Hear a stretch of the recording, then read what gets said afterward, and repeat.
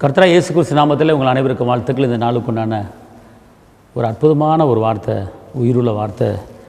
நீதிமொழிகள் 23:18. நிச்சயமாகவே முடிவு உண்டு, உன் நம்பிக்கை வீண் போக.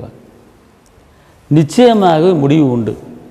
நிச்சயமாகவே உங்கள் கடன் பிரச்சனை அடைய போது நம்பிக்கை வீண் போகாது. நிச்சயமாகவே உங்கள் பிள்ளைய வாழ்க்கையில் அற்புதம் நடக்க போது நம்பிக்கை வீண் போகாது. நிச்சயமாகவே உங்கள் பிள்ளைகளுக்கு நல்ல வேலை கிடைக்கும், நம்பிக்கை வீண் போகாது. நிச்சயமாகவே நீங்கள் பரிபூர்ண சுகத்தை பெறுவீங்க, உங்கள் நம்பிக்கை வீண் போகாது. நிச்சயமாகவே உங்கள் தேவைகள் சந்திக்கப்பட போது உங்கள் நம்பிக்கை வீண் போகாது. அல்லேலூயா. அதாவது நிச்சயமாக முடிவு உண்டு. ஆரம்பம் இருந்தால் கண்டிப்பாக முடிவு இருக்கும். தொன்று பிரச்சனைங்கிற போக வேண்டிய அவசியம் கிடையாது. முடிவு வந்துருச்சு. உங்களுக்கு உங்கள் பிரச்சனைக்கு முடிவு வந்துருச்சு, உங்கள் பலவீனத்துக்கு முடிவு வந்துருச்சு, உங்கள் நெருக்கத்துக்கு முடிவு வந்துருச்சு. கர்த்தர் சொல்கிறார், உன் நம்பிக்கை வீண் போகாது. என்னை நம்பி வந்துட்டே மகனே மகளே, உன்னை கைவிட மாட்டேன்னு சொல்லி ஏசப்பா சொல்கிறார்.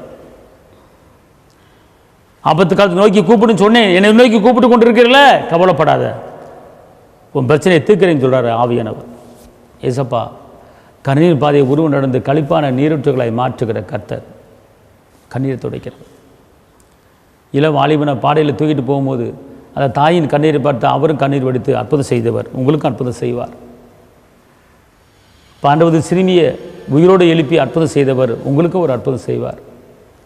மார்த்தாள் மரியாள் அழுது போது அவரும் சேர்ந்து அழுது அந்த லாசருவை உயிரோடு எழுப்பி அற்புதம் செய்தவர். உங்கள் வாழ்க்கையிலையும் அற்புதம் செய்ய போகிறார். அவர் இரக்கத்தின் தேவன், அவர் இரக்கமுள்ள தகப்பன். அதனால் அப்படிப்பட்ட ஒரு மரண போராட்டத்தை தவித்து கொண்டு இருக்கீங்களா? கர்த்தர் சொல்கிறார், உன் கண்ணீரை கண்டேன், உன் துக்க நாட்களில் முடிந்தது, நீ பயப்படாது, நீ பயப்படாது, உன் நம்பிக்கை வீண் போகாது, முடிவு உண்டு. காலம்பரம் இப்படியே போயிட்டே இருக்கிறேன்னு சொல்லாதீங்க. முடிவு வந்துருச்சு. உங்கள் பிரச்சனைக்கு முடிவு வந்துருச்சு. உங்கள் கடன் பிரச்சனைக்கு முடிவு வந்துருச்சு. கர்த்தர் பெரிய காரியத்தை செய்ய போகிறார். வெட்கப்பட்ட இடத்துல உங்களை தலைநிமிர பண்ணுவார். நான் உங்களுக்கு ஆட்சேபிக்கிறேன். தாப்பனை இயேசுவே நன்றியோடு துதிக்கிறேன், ஸ்தோத்திரிக்கிறேன். உன்னதரை துதிக்கிறேன், உயர்ந்தவரை துதிக்கிறேன், அற்புதரை துதிக்கிறேன், அதிசயரை துதிக்கிறேன்.